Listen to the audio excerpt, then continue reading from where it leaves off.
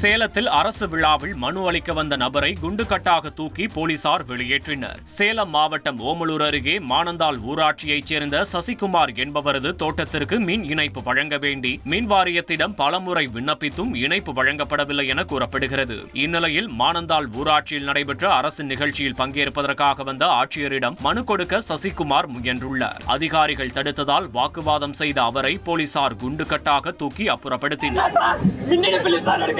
3 kilometre போறேன். கோர்ட்ல அனுமதி வாங்கிட்டு வந்துக்கிறேன்.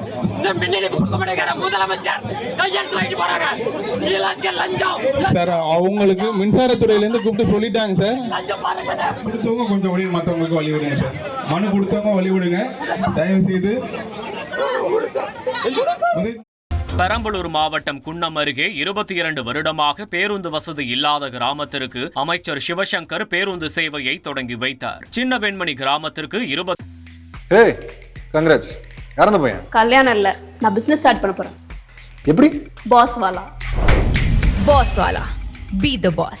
22 வருடமாக பேருந்து வசதி இல்லாததால் மக்கள் சுமார் 3 கிலோமீட்டர் தொலைவில் உள்ள மெயின் ரோடு வரை நடந்து சென்று பேருந்துகளில் பயணம் செய்து வந்தனர். இந்நிலையில் அரியலூரிலிருந்து திட்டக்குடிக்கு செல்லும் பேருந்தை சின்ன வெண்மணி கிராமத்து வழியாக அமைச்சர் சிவசங்கர் நீட்டிப்பு செய்து வைத்தார். இதனால் மக்கள் அமைச்சருக்கு தங்களது நன்றியை தெரிவித்தனர்.